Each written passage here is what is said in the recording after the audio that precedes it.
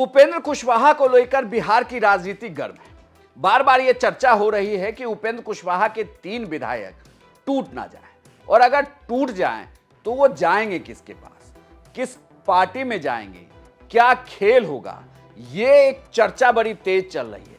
लेकिन इन सबके पीछे जरा आप समझिए कि ये खेल कौन रहा है। भले ही ये कहा जाता है कि एनडीए में सब कुछ ठीक है, नीतीश कुमार की प्रधानमंत्री मोदी और अमित शाह से मुलाकात होती है, सब कुछ एज यूजुअल दिखता है, लेकिन बिहार में जेडीयू के दिल में एक कसक जरूर है जो चली आ रही है। वो कसक है बिहार में नंबर 1 पार्टी बनने की।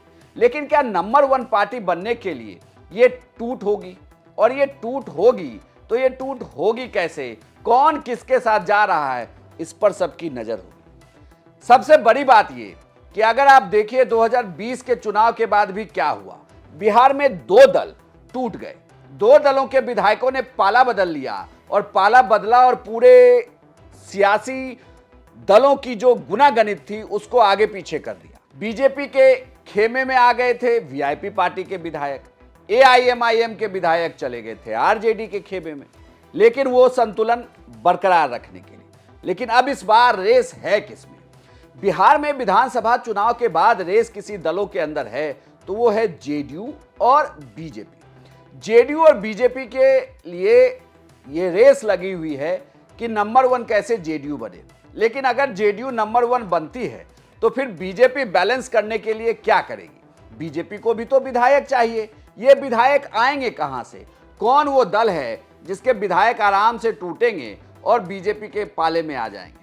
ये कहा जा रहा है कि जब से नीतीश कुमार से एआईएमआईएम के विधायकों ने मुलाकात की है, तभी से ये कहा जा रहा है कि अगर इस बार भी फिर से एआईएमआईएम में खेला हो गया तो यह तय मानिए कि जेडीयू नंबर 1 पार्टी हो जाएगी।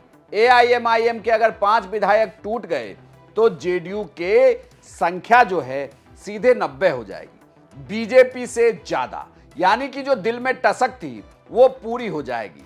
लेकिन क्या ये इतना आसान है कि एआईएमआईएम के विधायकों को जेडीयू अपने पाले में कर लेगी? और अगर कर लेगी तो उनमें से किसे मंत्री बनाएगी, यह भी देखना होगा। एक को आप मंत्री बनाएंगे, दूसरा नाराज हो जाएगा, कैसे मैनेज किया जाएगा, यह एक बड़ा सवाल है। लेकिन खैर, इन सबसे इतर अब जरा इसे बैलेंस करने का गणित देखिए। अब जो तस्वीर सबसे ज्यादा वायरल हुई वो क्या था? वो थी आरएलएम के विधायकों की बीजेपी के राष्ट्रीय कार्यकारी अध्यक्ष नितिन नवीन के साथ की तस्वीर। नितिन नवीन के साथ की तस्वीर ने यह बताया कि आरएलएम के विधायकों के बीच सब कुछ ठीक नहीं। विधायक हैं कुल जमा 4, जिसमें से एक उपेंद्र कुशवाहा की पत्नी ही हैं जो विधायक हैं, बाकी 3 विधायक अलग अलग विधायक हैं। अब इन 3 विधायकों की नितिन नवीन के साथ जब तस्वीर आई तो इस तस्वीर के बाद चर्चा होने लगी कि क्या ये 3 विधायक पार्टी से टूट जाएंगे। चर्चा इसलिए भी हो रही थी क्योंकि उपेंद्र कुशवाहा ने जब एक लिट्टी चोखा का प्रोग्राम रखा तो उससे विधायक गायब रहे। इन विधायकों की तस्वीर ने यह बताया कि भाई कुछ तो गड़बड़ है, क्योंकि उपेंद्र कुशवाहा ने अपने बेटे दीपक प्रकाश को मंत्री बना दिया। चुनाव जीतकर जो विधायक आए उसमें से माधव आनंद सिर्फ विधायक दल के नेता बने, बाकी 2 विधायकों के हाथ कुछ लगा नहीं, और एक विधायक उनकी अपनी पत्नी है। कुल मिलाकर यही कहानी है।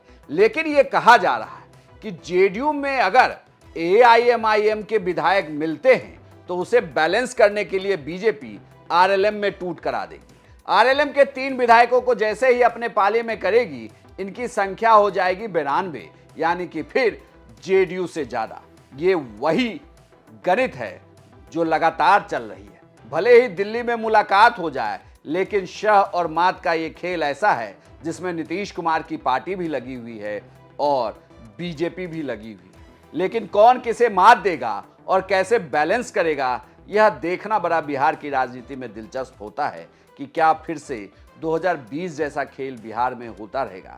यानी कि स्थिर राजनीति आपको देखने को नहीं मिलेगी। भले ही सरकार में रहें, लेकिन सरकार के अंदर की ये उठापटक है जो चलती रहेगी। यानी कि खेला होगा जरूर, बस इंतजार करिए। आपको ये स्टोरी कैसे लगी हमें कमेंट बॉक्स में लिखकर बताएं, और बिहार की तमाम खबरों के लिए आप देखते रहिए सिर्फ बिहार तक।